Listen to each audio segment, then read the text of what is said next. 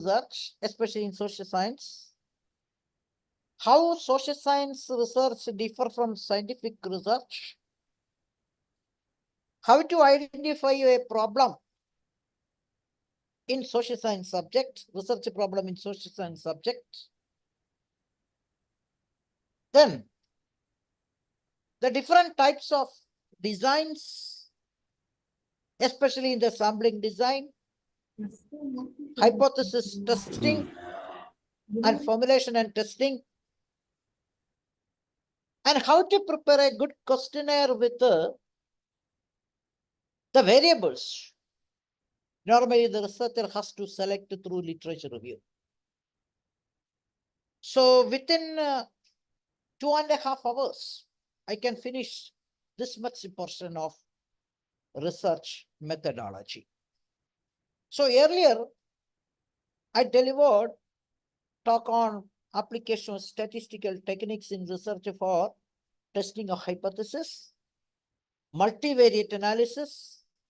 So many things I have delivered before this program, especially in MMTTC.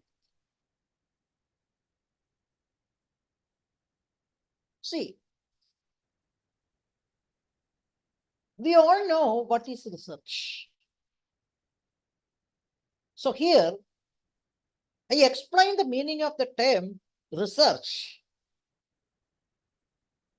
in social science subject. The social science subject means commerce, management, economics, sociology, political science, like this. So research means search for knowledge. For knowledge's sake, there may be a search. That search is called research. Or a scientific and systematic search for knowledge. There is a scientific and systematic approach for getting new knowledge. That approach is called research. Careful investigation for new facts. There must be an investigation for getting new facts. That investigation is also called research. Systematized effort for new knowledge. New knowledge can be obtained by a systematized approach. It is also research. Research again, a movement from known to the unknown. We are standing in a place where we are known. And we want to go some other place, and the place is unknown to the researcher. That movement from that point to another point is called a research. Movement from known to the unknown. And knowledge of whatever unknown area. We want to get something new from the unexplored area. And it is also called research. So I have listed 6 meaning of the term research, which is associated with the social science subjects. But out of the 6 meaning, we developed 3 definitions. Research means search for new knowledge. Additions to existing knowledge, this is very important. Say, for example, H2O, 2 molecules of hydrogen, 1 molecule of oxygen, that will give water, H2O. This is a known fact. Then, if we add a nitrogen, 1 molecule of nitrogen to the existing mix of H2O, what will be the effect? What will be the outcome? So additions to existing knowledge is also called research. But the most important meaning of the term research, especially in the practical point of view, is scientific inquiry. Research means scientific inquiry. Without an inquiry, nobody can do research. If you do a research, which means you must have an inquiry for the completion of your research project. Inquiry must be there for getting new knowledge. So research, whether it is just in the social science or it is in the scientific field, research means scientific inquiry. So in social science, we have a very, very important definition given by Clifford Woody. This definition is very important because all the element of research, all the approaches of research, all the step-by-step procedure for doing research are clearly mentioned in the hypothesis. So what is this? What is this definition? According to Clifford Woody, research comprising defining and redefining the problem. You just remember, research starts with a problem. If you do research, definitely you have a genuine problem to start with. Nobody can do research without having a genuine problem. So the starting point of research in social science is identification of a problem in a particular area. And define and redefine the problem. Define and redefine the problem means make the problem more clear. So firstly, the starting point, identification of a problem. Such a problem has to be defined and redefined. That means make the problem more clear. And then formulating hypothesis. Hypothesis means tentative solution to the research problem. Predictive statement that stands to be validated. Or it is, the technical sense, it is the assumed relationship between dependent variable and independent variable. So there is a question. What is the need for hypothesis in social science research? Why hypothesis is not in scientific research? This is very important question. See, in scientific field, majority of the research are based on laboratory research. That means if you conduct an experiment in the lab, then find out a new thing. A new knowledge can be acquired in the scientific field by conducting an experiment in the lab. And that type of experiment may not be seen in social science research. In social science research, we identify n number of variables, classified them into dependent and independent. Then we try to establish the assumed relationship between dependent variable and independent variable, or giving a prediction to the solution to the problem, or there is a predictive statement about the solution to the research problem that has to be validated statistically. So that is the difference between scientific research and social science research. See, once again, in scientific research, everything is done in the laboratory. The outcome is a natural truth or scientific truth. That means H2O, 2 molecules of hydrogen, 1 molecule of oxygen, that will give water. And if you repeat that experiment n number of times anywhere in the world, the output will be the same. H2O, water, that output will be the same if you repeat that experiment n number of times anywhere in the world. But that type of scientific truths, scientific outputs may not be seen in social science research, because in social science research, the research based on different variables relating to a particular phenomena, and such variables are interconnected or intercorrelated. There is a network of relationship among such variable and a series of relationships, step-by-step relationship among such variables. And that relationship is only an assumed relationship related to the solution to the problem. Such an assumed relationship, otherwise called hypothesis, that must be validated with the data. So that is the relevance of hypothetical relationship among the variable in social science research.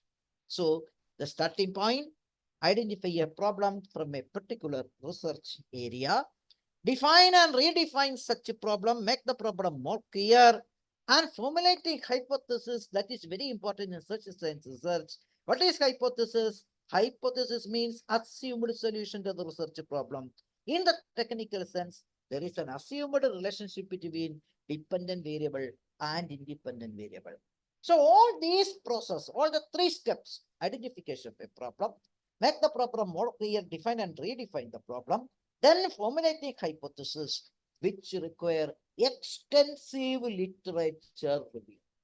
So For the last 30 years of my experience in the field of research, I clearly mentioned you that literature review is very, very important step in social science research.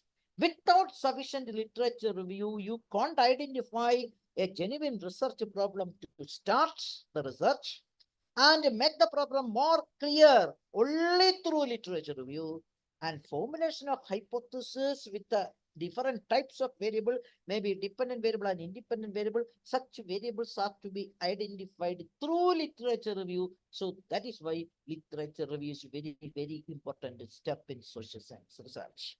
So after conducting extensive literature review, the problem must be defined in a clear-cut manner. Sub-problems have to be identified from the main problem and formulation of hypothesis with the assumed variables, that means dependent variable and independent variable. And such a hypothesis must be validated.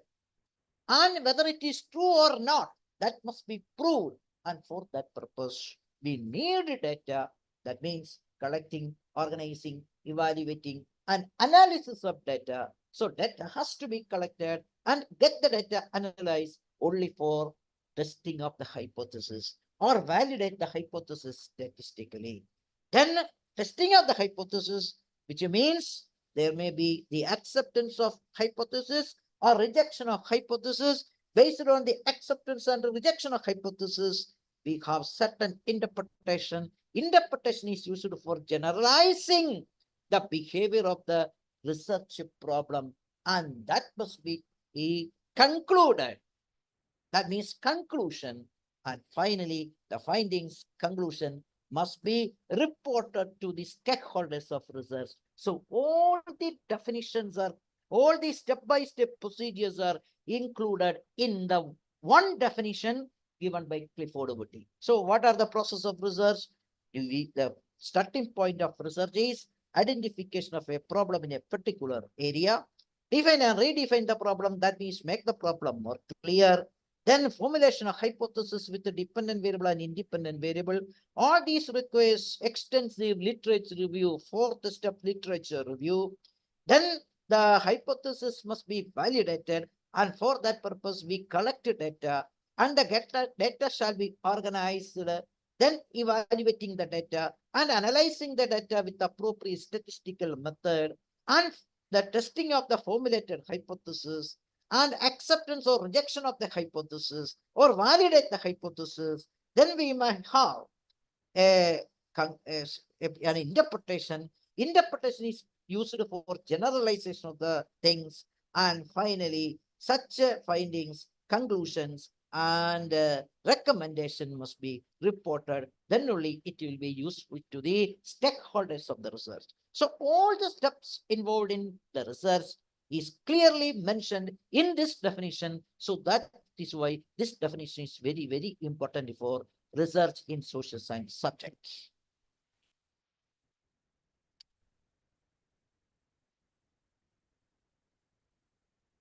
See, I have already mentioned this, what is the starting point of research? The starting point of research is selection of an area, selection of a research area. In that area, you select a topic for your research.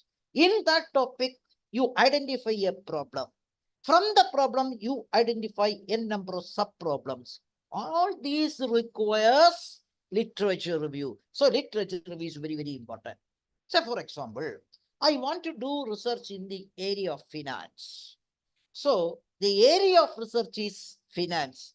The selection of area for the research is finance. Selection of an area. And the topic is financial inclusion. Financial inclusion is related to finance. So my area of research is finance, and the topic is financial inclusion. In that topic, I have to identify a reliable and genuine research problem to start my research. From that problem, I have to identify sub-problems, main problem, and from the main problem, we identify sub-problems. All these requires extensive literature review. And there is another example. I want to do research in the area of finance. I select sugar industry sugar industry I select in the area of finance. And majority of the sugar manufacturing units in all the states of India are found to be sick. Majority of the sugar manufacturing units are found to be sick in our country. Why? So the major problem, genuine problem to start your research in the topic of sugar industry in the area of finance, almost all the sugar manufacturing units are running at a loss. Why? This is a genuine problem to start your research. Then sub-problems. Why the government declared all these units as sick? Because they were running at a loss. Why there was loss? The sub-problem. Because expenditure exceeds revenue. That is why there was a loss. Why expenditure exceeds revenue? Because of the cost element. Material, labor, and overhead, all the elements of the cost are increasing at an alarming rate. Again, why? So, from the main problem, you have to identify n number of sub-problems. See, another example. I want to do research in the area of marketing. For that purpose, I select consumer behavior. What is my main problem? What are the factors affecting the consumer behavior? And if we analyze such elements affecting the consumer behavior, one of the element is customer satisfaction. If all the customers are satisfied with the product manufactured by the manufacturing organization, the customer should have more trust and loyalty towards the company and the product. So what are the factors affecting trust and loyalty? Sub-problem. Then trust and loyalty will affect brand equity. So what is the current position of brand equity? If the brand equity is found to be very high, there may be the possibility of the brand extension by the manufacturing company. So how the brand equity affects brand extension, and how the trust and the loyalty of the customers influence brand equity, and how the customer satisfaction creates an impact on brand trust and brand loyalty. These are the sub-problems we can identify from the main problem, especially in the area of research and marketing, and the topic is consumer behavior. Coming to another topic, I want to do research in the area of human resource, HR. So I select job satisfaction for my research. What are the factors affecting job satisfaction? That is a genuine problem to start my research. If all the employees are satisfied with their job, they are more loyal to the institution, they have more commitment towards the institution where they are working. So, what are the factors affecting institutional loyalty? What are the factors affecting institutional commitment? And what are the factors affecting job satisfaction? So all these are the main problem and the sub-problems you can identify in the area of job satisfaction. And this is come under human resource, the HR. So this is the way in which we can identify a research problem in a particular topic under a particular area, and sub-problems have to be identified from the main problem. And for that purpose, definitely we need extensive literature review. That is why in social science research, we consider that particular step, extensive literature review, is very, very important. So there is a question, research methods and methodology. See, in research, we have many, many methods. Methods means techniques. We have certain methods and techniques for collection of data, analysis of data, identification of appropriate sample from the population. And all these are collectively called methods and techniques. Why a particular method is applied? Under which context a particular method and technique is to be applied? And what is the logic behind the application of a particular technique for data analysis? Say, for example, I want to apply regression for identifying the influence of one set of variable on another set of variable. So why you apply regression, and what is the logic behind the application of regression? So this is called methodology, methods and methodology. What is the logic behind the application of simple random sampling for the selection of sample from the population? So methods, simple random sampling is a method. If we apply simple random sampling for selection of sample from the population, what is the logic behind the application of simple random sampling? So this is called a methodology. And here, characteristics of a scientific research. Suppose you submit a PhD thesis to the university for getting PhD.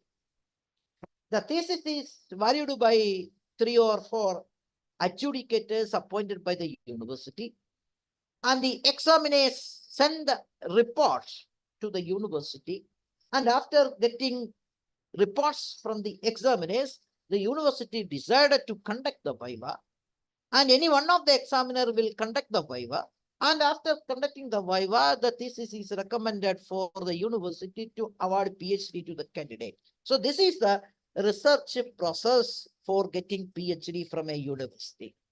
So after submitting your thesis, you claim that your thesis is a scientific output, or your research is a scientific research. The output of your research is a scientific one. Why your research is assumed to be a scientific research? The first thing, it relies on empirical evidence. Your research is based on empirical evidence. Majority of the employees of State Bank of India are not satisfied. That is our finding.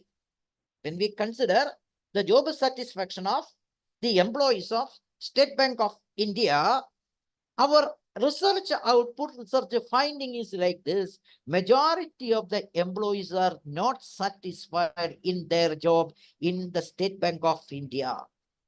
So, if you list out that particular finding, definitely it must be supported by empirical evidence. It must be supported by data. Then only you can say that majority of the employees are not satisfied in their work in the State Bank of India. So whatever we listed as findings of your research, definitely it must be supported by empirical evidence. And it utilizes the relevant concept. When you do research in the area of HR or marketing or even the area of finance or even general management, definitely we have certain theories and the concept. Based on such theories and the concept, we start our research. So before starting our research, definitely you must read out or you must understand the earlier theories and models and concepts developed by earlier researchers. So you must utilize such concepts and theories and models already developed by some other researchers earlier. Then only we can say that your research is a pure research. And definitely your research should have well-framed objectives. Objectives must reflect the nature of your research problem. Objectives must indicate the hypothesis. Hypothesis must indicate assumed relationship between dependent variable and independent variable. So there must be a synchronization starting from the selection of your area for research, selection of the topic, identification of a problem, identification of sub-problems, then hypothesis and objectives. There must be a synchronization among all these aspects. So you should have well-framed objectives for your research. And correct statement about the population. See, when we conduct a viva for PhD, or when we conduct a pre-submission seminar, definitely we ask one question. What is your population? Job satisfaction of the employees of State Bank of India. What is your population? The total number of employees working in SBI is the population. So whenever you do research with the data collected from the respondents, definitely how many number of respondents constitute your area of study, or how many units included in the universe which reflects your study or population which reflects your study. So the researcher should have a clear-cut idea about what is the nature of the population from where we draw sample for your work. And normally in social science research, we use the probability concepts and theory everywhere in your research study. That means whether it is the selection of sample or whether in the case of acceptance or rejection of the hypothesis, in all these cases, that means in the analysis of data, normally the researcher has to use probability concepts and theory. And if you have a well and clear-cut hypothesis, meaningful hypothesis, and that must be testing, and finally, based on such a test, that means acceptance or rejection of the hypothesis, you may have certain conclusions. So after the completion of your study, definitely you should have some theories to offer to the research field. See, when I am doing research in the area of job satisfaction, or when I am doing research in the area of customer satisfaction, or even financial inclusion, so definitely my study will provide some theories to the future researchers. So with these elements are to be fulfilled, definitely we can say that our research is a scientific and systematic process.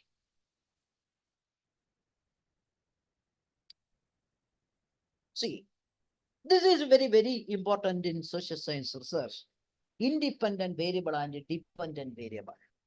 I have already mentioned what is the meaning of, technical meaning of hypothesis. Hypothesis means assumed relationship between dependent variable and independent variable. Assumed relationship between dependent variable and independent variable.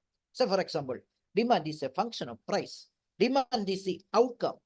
And price influence demand. So demand is a dependent variable, price is an independent variable. There is a cause and effect relationship, causal relationship, cause and effect relationship. So in every hypothesis for social science research, definitely it includes the relationship between dependent variable and independent variable that is in the nature of cause and effect relation, cause and effect relation. See, that hypothesis must be tested to prove its validity. That hypothesis must be validated, whether the hypothesis is accepted or rejected, and that will be decided by data. So that is why data has to be collected. And data has been classified into two, primary and secondary. Primary data means the data collected for the first time. Secondary data means the data already collected and used by somebody else. And we take that data for our own purpose, then it is called secondary data. So anyway, data must be collected from the respondents and get the data analyzed with the appropriate statistical technique for testing of the hypothesis. And the testing of the hypothesis will result in either accepting the hypothesis or rejecting the hypothesis. And whenever we collect data, there are two types of inquiry. One is census, another inquiry is sampling. So in the research, meaning of the term research, I already mentioned the appropriate meaning and scientific meaning of the term research is research means scientific inquiry. Nobody can do research without having an inquiry. So inquiry must be there for any type of research, whether the research is in the social science or in the pure science, in the area of scientific field. Inquiry must be there. Two types of inquiry, census inquiry and sampling inquiry. So what is census inquiry? If we collect information from all the units in the population, this is called census inquiry. It has its own drawback. Too much time is required and cost will be found to be very high and too much effort from the investigator to collect data from each and every unit in the population. Say, for example, census of our country. The government of India conducts census for every 10 years because it is a time-consuming affair, too much effort needed, and the cost of the census will be found to be very high. So these are the drawback of census inquiry. So with this drawback, definitely we have an alternative method of inquiry, and that inquiry is called sampling inquiry. Sampling inquiry. So sample, what is sampling? We select certain number of units from the population as sample and collect data from the identified samples only. Say for example, in Mysore University, we have in total, that means for the PG program and doctoral program and sometimes UG program, and in Mysore University, we have overall 5,000 students studying at present. 5,000 students studying at present in Mysore University. I want to measure their satisfaction. What is the satisfaction of the students studying in Mysore University at present? And for that purpose, definitely, I have to collect data from the students. If I collect data from all the 5,000 students studying in Mysore University, this is a census inquiry. That means data has been collected from all the units of the population. It has its own drawback, I have already mentioned. So for that purpose, there is an alternative method of inquiry, that is sampling. That means I have to collect data from only 10% of the students of Mysore University. Total number of students studying in this university, 5,000. This is the population. And I selected 10% of the students, that means 500. And 500 students are my sample students. And I collected data from 500 students only, instead of collecting all the students data from all the students of Mysore University. That means data has been collected from 5,000. Instead, I collect only 500 students. I select and collect the data from 500 students only. This is called a sampling inquiry. So this is a very, very important module in research methodology, theory of sampling. So what the theory of sampling says, we select required number of sample from the population, and from the identified sample, we collect data. Data has been collected only from sample respondents. Such data has been analyzed with the appropriate statistical method for testing of the hypothesis. Then we may have a finding. Then we may have a finding through interpretation. And such findings and conclusions are used for generalizing the behavior of 5,000 students studying in this institution. Once again, I collect data from 500 students only. Such data has been analyzed with appropriate statistical method, and my objective is over. I may have certain interpretation and findings. Such interpretation and findings may be utilized for generalizing the behavior of all the 5,000 students studying in this institution. Statistically, we can tell in another way. Sample statistic is used for predicting the unknown value of the population parameter. Suppose I collect data from 500 students only. Based on such data and get the data analyzed, I have certain conclusion and finding. Such a conclusion and finding is used for generalizing the behavior of 5,000 students studying in Mysore University. So in that process, what I shall do, I use sample statistic. That means information collected from 500 students only. I use sample statistic for predicting the unknown value of the population parameter. Here the population means 5,000 students. So based on the behavior of 500 students, I generalize the behavior of 5,000 students studying in Mysore University. So that is the crux of sampling theory, very, very important module in research methodology, especially in social science. Then how to select the sample from the population? There is another question. 5,000 students studying in Mysore University. I need to select only 500 students. So my sample size is 500. So how to select 500 students from 5,000 students studying in this institution? This is a very, very important section of sampling theory. That means method of sampling. There are different methods and techniques for sampling. That means how to select sample from the population. What are the methods available for the selection of sample from the population? Which is the appropriate method for selection of sample from the population? So these are covered under the head method of sampling or techniques of sampling. See, basically two types of sampling methods or techniques of sampling may be classified into two: probability and non-probability. If we use probability concept at any time in your research will be a scientific one.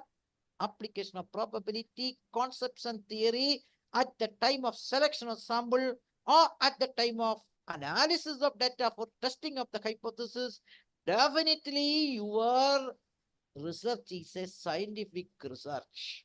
So here, how to apply probability concepts and theory for the selection of sample.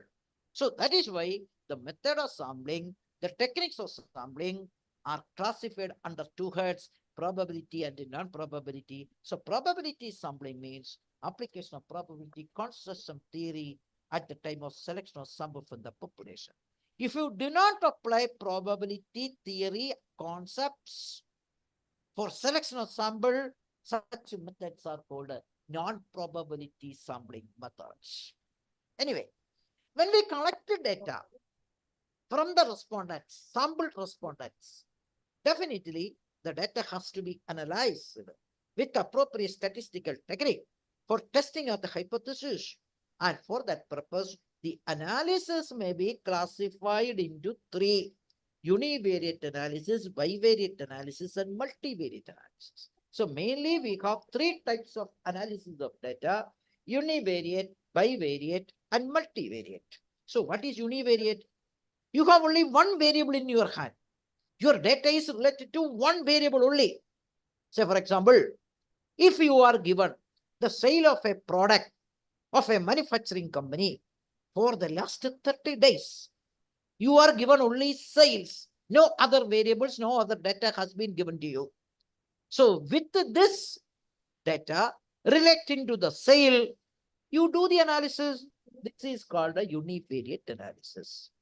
But in the case of bivariate analysis, the price charged for the commodity for over the last 30 days and the amount of sale or the total number of units sold. This is another series for the 30 days. So sale is a function of price, demand is a function of price, and sale or demand is a dependent variable, and price is the independent variable. Price affects demand or sale. So there is a relationship between these two, price and sale. And in the case of bivariate analysis, there must be the relationship between two variables. One must be dependent, another must be independent. And the third type of analysis is multivariate analysis.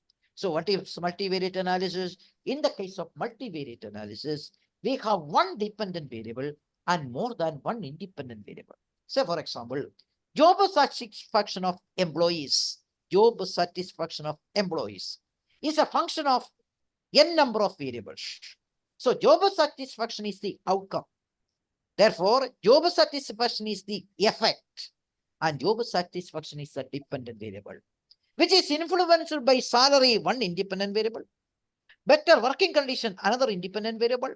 Superior subordinate relation, another independent variable. Promotion possibilities, another independent variable. So here, one dependent variable is influenced by more than one independent variable. Therefore, this type of analysis is called a multivariate analysis. So analysis may be classified into univariate, bivariate, and multivariate. But in the case of bivariate and multivariate, definitely you may have well-directed hypothesis. For multivariate, and bivariate analysis, definitely you must formulate genuine and well-directed hypothesis. So the next section is sampling. I have already explained what is sampling. So science sampling study, we study only a part of the population. 5,000 students are studying in Mysore University. I want to measure their satisfaction in teaching, and therefore I have to collect data from only 500 students, and 500 is my sample size, and the population consisting of 2,000 students, 5,000 students. So population 5,000, sample size 500. So here, these two words are very, very important, population and sample. So what is population? The universe of the units from which the sample is to be selected. I have to select 500 students from 5,000 students studying in Mysore University. Therefore, the population 5,000 units and my sample size 500 only. So here, what is sample? The segment of the population that is selected for investigation. Please mute your mic. Dear participant, please mute your mic. So population means total number of units included in the area of study. Total number of students studying in Mysore University, 5,000. That means the universe of the units from which the sample is to be selected. The collection of items about which some inference is to be made. But what is sample? Segment of the population that is selected for investigation. For the collection of data, definitely I select certain number of units from the population. Here my sample size is 500. Sample students are 500. I selected 500 students from 5,000 students studying in Mysore University. So population 5,000 units and sample 500 units. So what is sample? Segment of the population that is selected for investigation. It is a subset of the population. It is a part of the population. So sample must be part of the population. Any part of the population is called a sample. So sampling is the process of selecting a part of the population to make inference about the characteristics of the population. So that is why I already mentioned sample statistics shall be utilized for predicting the unknown value of the population parameter. That is the statistical meaning of sampling theory. Sample statistic is used for predicting the unknown value of the population parameter. So there are two assumptions upon which we apply the sampling theory. Whenever we select a sample from the population, there are two conditions to be satisfied. So what is the condition and assumption? The first condition, the parent population from where the sample have been drawn are normally distribution. If we select a sample from the population, then the population must be normally distributed. That is very important. And the sample selected will be the true representative of the population. My sample students, 500, are the true representatives of 5,000 students studying in Mysore University. The sample must be the true representative of the population. These two conditions and assumptions are to be satisfied whenever we opt for a sample study in our research. When we opt a sample investigation or a sample inquiry for our research, these two conditions are to be satisfied, two assumptions are to be satisfied. The first one, the parent population from where the sample have been drawn are normally distributed, and the sample selected, identified, must be the true representatives of the population. This is very, very important aspects of sampling theory. Okay, why we opt sample study? Because if the population is found to be very, very large, infinity population, sometimes we rely on sample study because the sample study will involve lower cost, greater accuracy of result, because we always depend on probability predictions, and speed of data collection and availability of population elements, because we select the sample from the population. Sample must be the true representative of the population. Sample characteristics and the population characteristics must be more or less equal. Then only we can say that we have high level of precision in our research findings and outputs. So that is why we always consider sample study for our research. Then what is census? Study involving all the elements of the population. We collect the data from all the elements of the population that is called census inquiry. And census inquiry is more flexible when the population is small. If your population is found to be very small or not nearing to infinity, population is not nearing to infinity, the census inquiry is more dependable and flexible. And census inquiry is necessary when elements are quite different from each other. When elements are quite different from each other, census inquiry is very, very appropriate and essential. Coming to the nature of the population. So what is the classification of the population? In Mysore University, overall, we have 5,000 students studying at present. How to classify such students? In the commerce department, we have commerce students. In the management department, we have management students. In the science department, we have mathematics, physics, chemistry, zoology, botany students, biochemistry students, bioscience students, political science students. So different types of subpopulations are included in the main population. So a researcher in social science has to identify what is the nature of the population from where you draw the sample. You identify the sample. See, population may be classified into two: finite population, infinite population. Total number of students studying in Mysore University is a finite population. Total customers of State Bank of India is an infinite population. That means the total number of customers in the banking sector is nearing to infinity. So, non-population, unknown population, finite population, infinite population. Therefore, what is the nature of finite population and what is the nature of infinite population? In the case of finite population, the value of the population parameter can be estimated. See, based on sample study, the value of the population parameter can be easily estimated in the case of finite population. That means non-population. But in the case of unknown population, infinite population, the population parameter can be identified, but it is very difficult.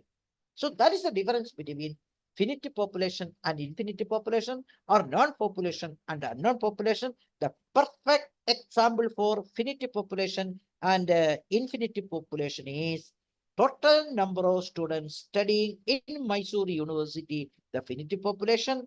Total number of customers in the banking industry, it is infinite population. That means larger population, and it is nearing to infinity. So what is the result? In the case of finite population, the population parameter can be estimated very easily. But in the case of infinite population, unknown population, population parameter can be estimated, but it is very difficult.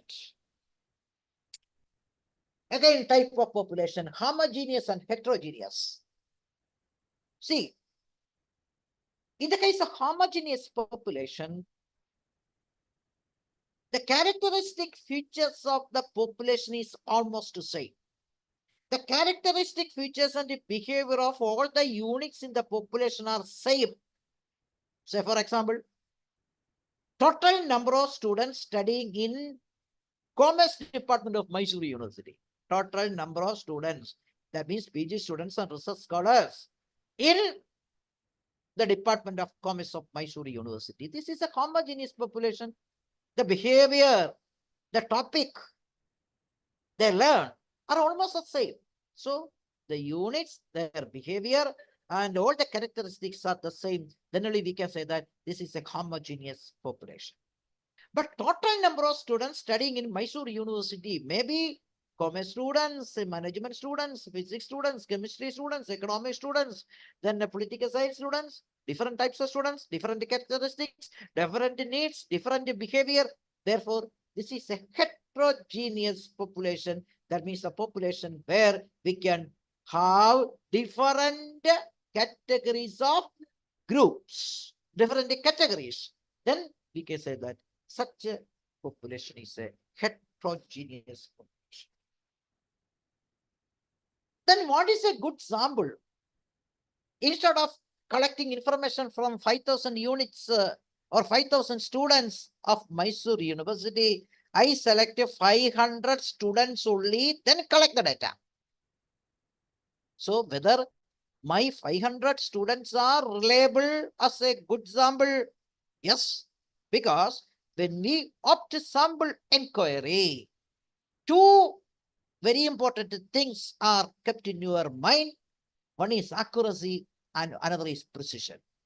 We need more accuracy in your research work. We need more clarity and precision in the output of our research. That means we highly depended on sample inquiry because the sampling inquiry is based on probabilistics applications, probabilistic predictions. So that is why the most important advantage of sample study is it will give more accuracy in your research finding and more precision in your research output. So what is accuracy? The property will be achieved when the sample is a representative of the population. I have already mentioned sample must be the true representative of the population. The parent population from where the sample have been drawn are normally distributed, which ensures accuracy, which indicate the accuracy of the research findings. So what is precision? Exact representation of the population in a sample is difficult. There happens some error in the result due to sampling fluctuations. By precision, we mean such error is the minimum. Whenever we select a sample from the population, there may be the possibility of the occurrence of sampling error, and that sampling error must be the minimum.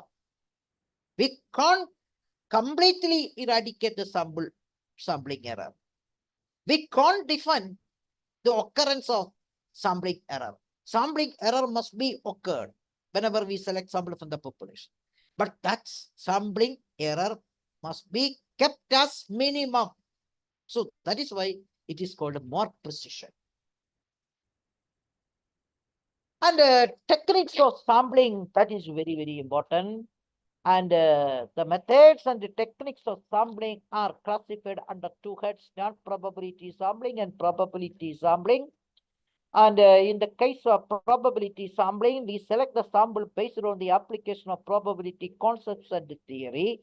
The application of probability concepts and theory at the time of the selection of sample from the population, and all these methods are called as probability sampling methods. But if you do not apply the probability concepts and the theory at the time of the selection of sample from the population, and such methods are come under the head non-probability sampling. So what is the feature of probability sampling? What is the characteristic behavior of probability sampling? The probability sampling is based on random selection. We select the students at random. I need 500 students from Mysore University. I select all the 500 students at random. So in the probability sampling, the units are selected based on random. A controlled procedure that assures a probability of selection for each item. It is a random sample if all items have equal chance of being selected. See, every unit in the population has an equal chance of being selected. Say, for example, out of the 500,000 students studying in Mysore University, I have to select 500 students only, and each and every student has an equal probability, equal chance of being included in my sample 500. Once again, total number of students studying in Mysore University 5,000, and I have to select only 500. And whenever I select 500 students from 5,000 students in Mysore University, what is the probability concept? Every student in Mysore University has an equal chance, equal probability of being included in my sample 500. So that is why it is called a probability sampling. And steps in sample design, what is the target population? Population I have explained earlier. And what are the parameters of interest? Sample statistic, population parameter. What is the sampling frame? Total number of units included in the population. What is the appropriate sampling method? Probability sampling and non-probability sampling. And all these are dependent upon your research problem. And definitely your hypothesis must direct you to select required number of sample from the population. And a systematic statement of the population element and how the sample is to be selected, including the sample size. So whenever you do research in the area of social science, especially in commerce and management, definitely you must understand the characteristics of the population. Then, if you understand the characteristic behavior of the population, definitely you select required number of units or required number of sample, then collect your data from the identified sample. And decide the type of the sample, then depends on variation in your population. I have already mentioned what we will do in sampling inquiry. The sample statistic shall be utilized for predicting the unknown value of the population parameter. So, sample study reveals that majority of the sample employees are satisfied. Based on that particular finding, we generalize the behavior of all the samples in all the units in the population. That means there will not be any variation between sample statistic and the population parameter statistically. Sample statistic and population parameter, that must be almost equal. There will not be any type of variation between these two, sample statistic and population parameter. See, what are the methods of sampling or techniques of sampling? In the case of probability sampling, there is simple random sampling, systematic sampling, cluster sampling, stratified random sampling, and double sampling. And in the case of non-probability sampling, that means we do not apply the probability concepts and theories for the selection of samples from the population. So non-probability sampling, here, convenience sampling, purposive sampling, judgment sampling, quarter sampling, and snowball sampling.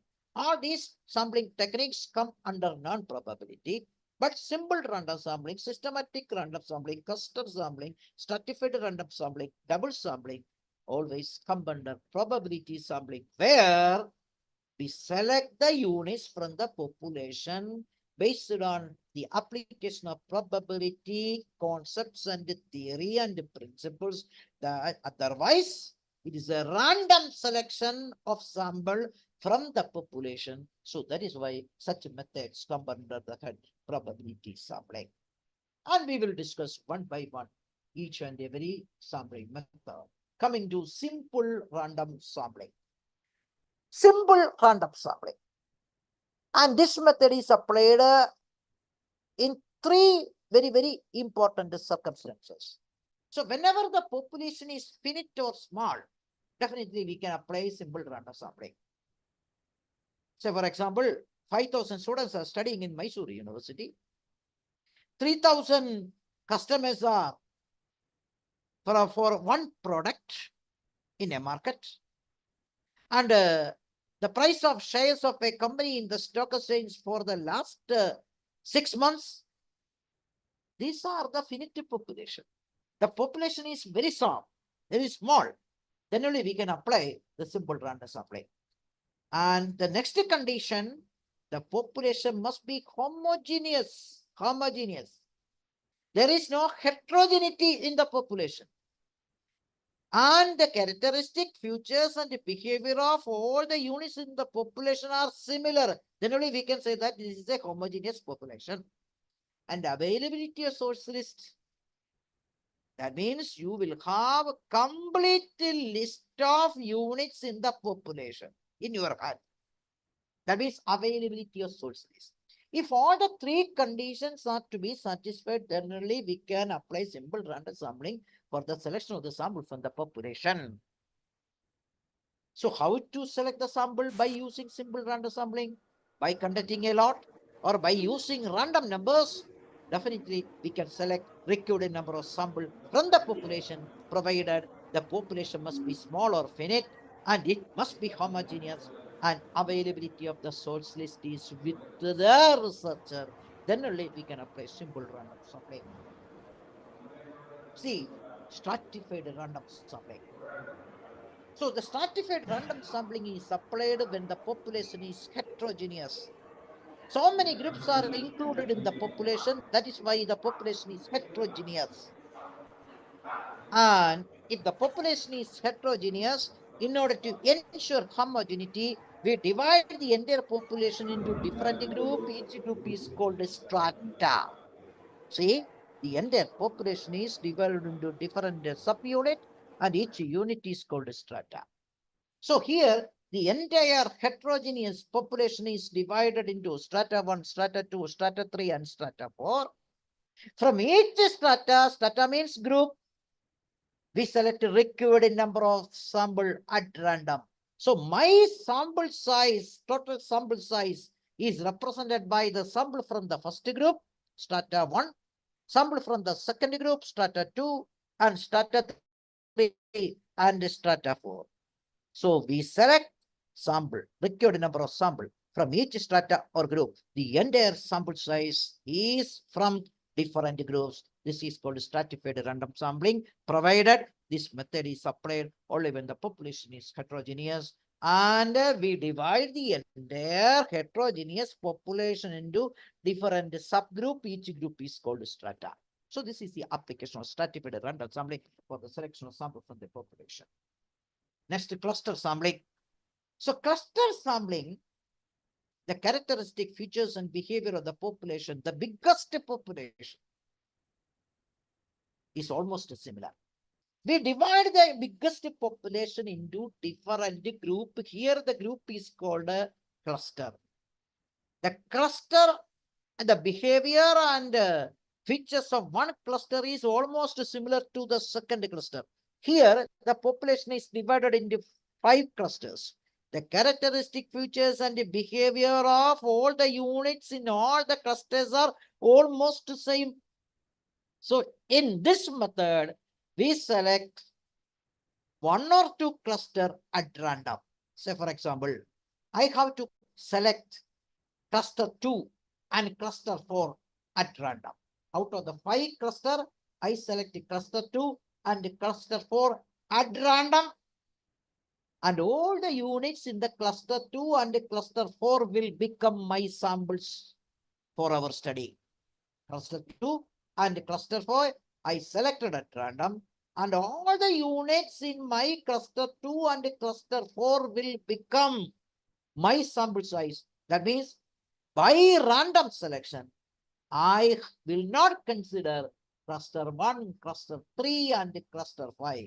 I select only cluster 2 and cluster 4 at random. All the units in the cluster 2 and cluster 4 will become my sample size. This is what is called cluster sampling, application of cluster sampling. And multi-stage random sampling, this is very, very important.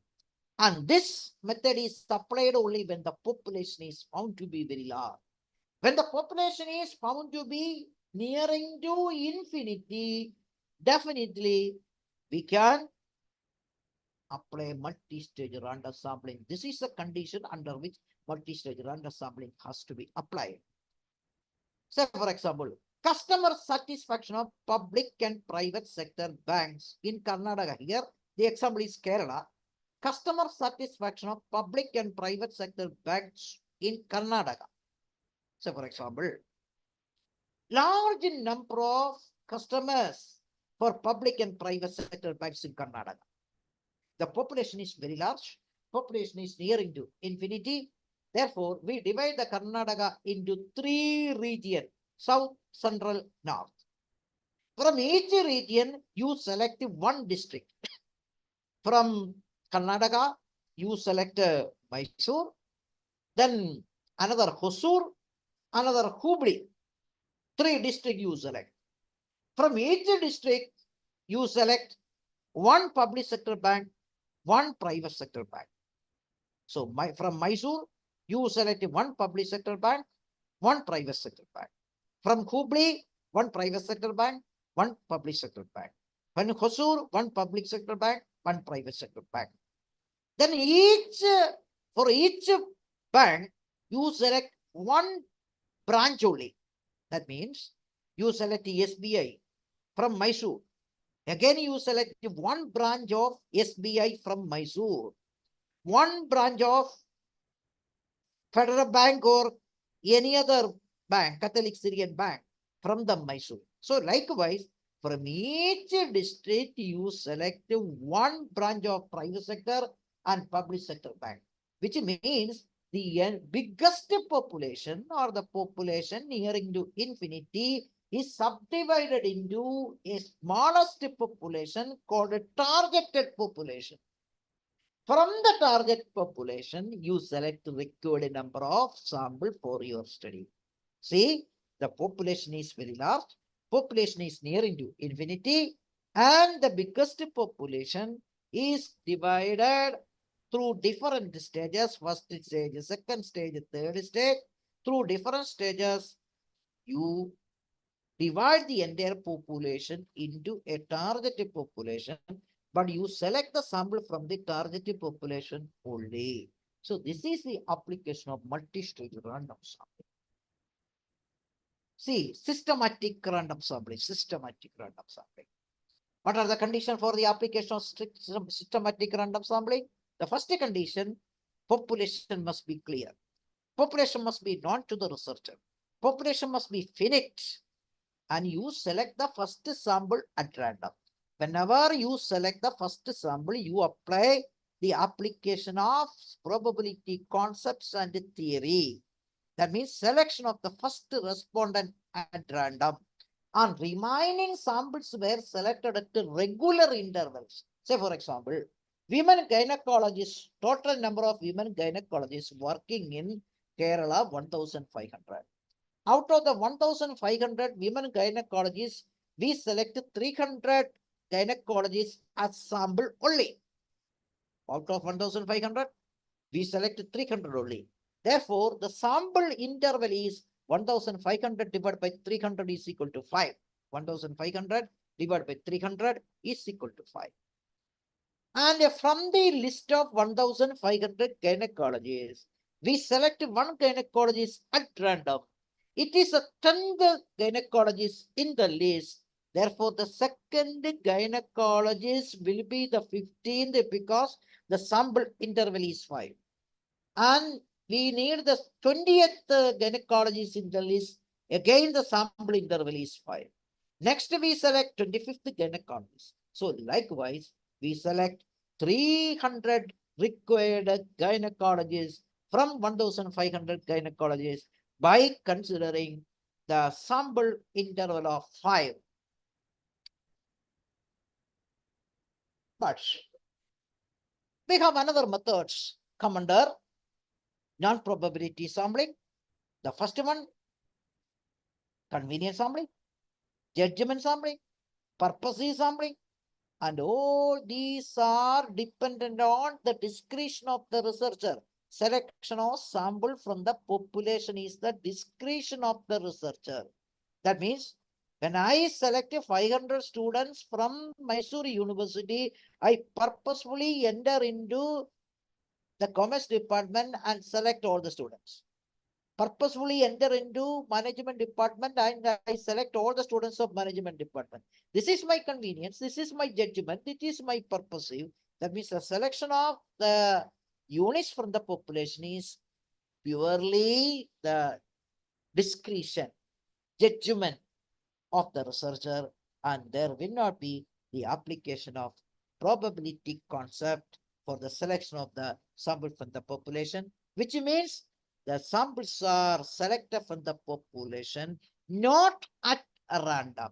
If you select the number of units from the population at random, there may be the possibility of, or there may be the application of probability concepts and theory. So there is a question normally you can ask, which is the best method of sampling? It is probability or non-probability? See, when the population is clear, if you have total number of units, the source list is available with you, definitely, and if the population is homogeneous, definitely the application of probability methods are meaningful, definitely, and you collect the data from the identified sample through probability sampling method, your output will be scientifically valid. So that is the relevance of the application of probability sampling for the selection of sample from the population.